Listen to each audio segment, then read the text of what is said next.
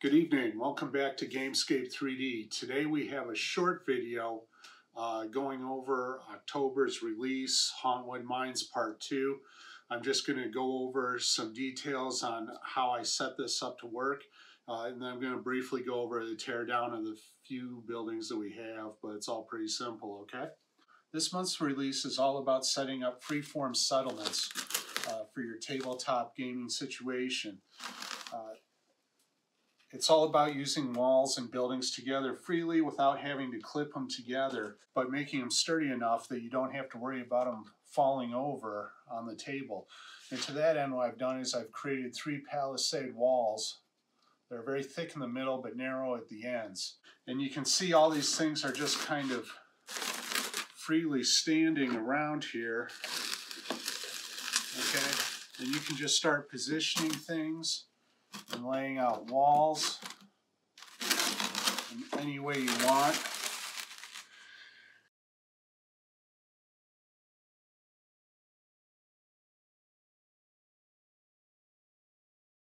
So you see there, I just quickly put all the parts together and made a settlement. Let's do it again.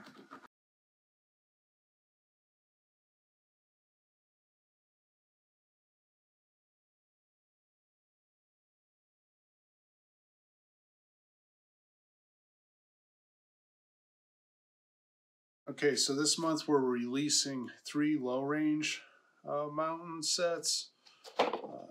And each of these is cut into 2 parts. They don't have an interior cave because they're lower. This is the medium one. We have one we're releasing that's even larger than this that I didn't get completely printed, so I can't show it to you tonight. And then this is the small one with little rocks on top. See, I did a little bit better job painting them this month than last month. I have to build up the courage to repaint last month's mountains. All right.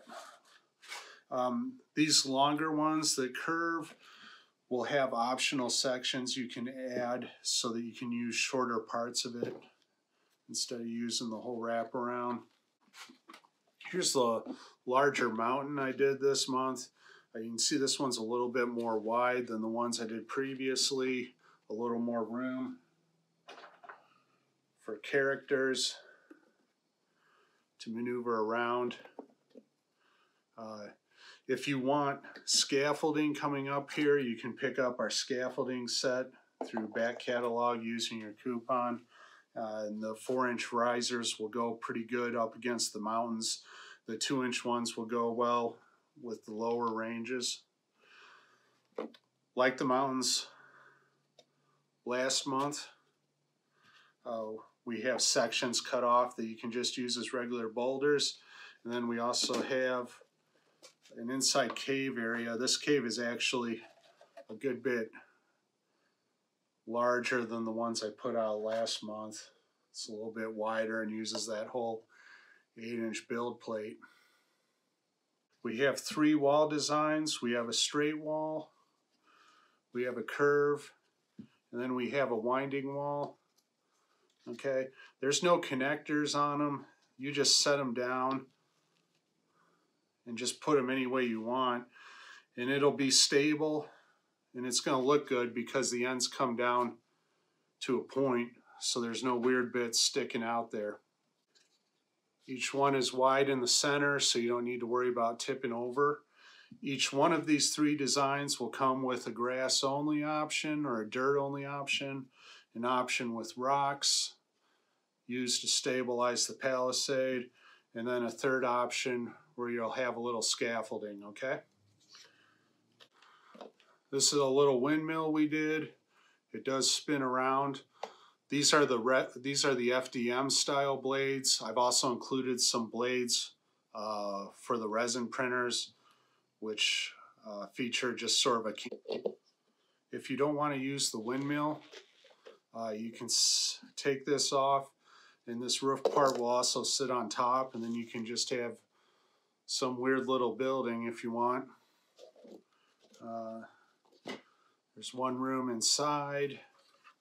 And then the whole thing sits on top of a stone foundation. Okay, here's our gate. The gate is functional. If you want, you can use the road end caps from the scriptorium to end the road on either side of the gate. Otherwise, it'll latch into our other road designs.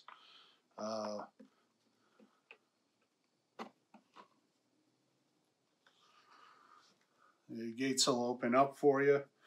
Mine are a little loose because this is an early design and the tabs were a little short. Yours will be the right height, so they'll be snug in there. Then we just have a roof that lifts off.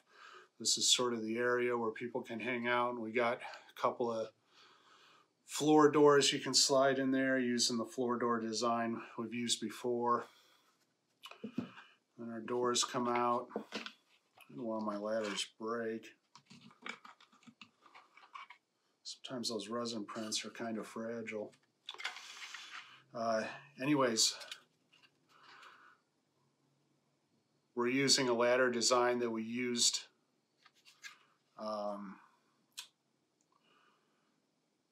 with our Citadel ruins. So these ladders can latch into the ground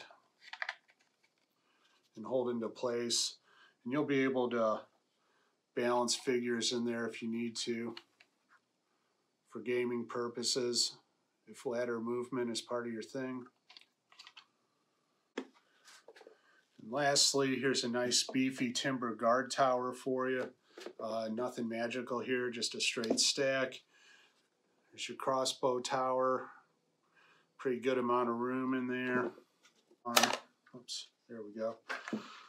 There's the middle area. You see the trap door access on the floor. You see the floor door access again. And then here's our base. This will also be available to you without these little wall parts on the side. I just thought it'd be nice to include that option as a starter. All right, that's all I have for you tonight. It's a pretty simple and straightforward month. Have fun creating, have fun 3D printing, and we will see you next month.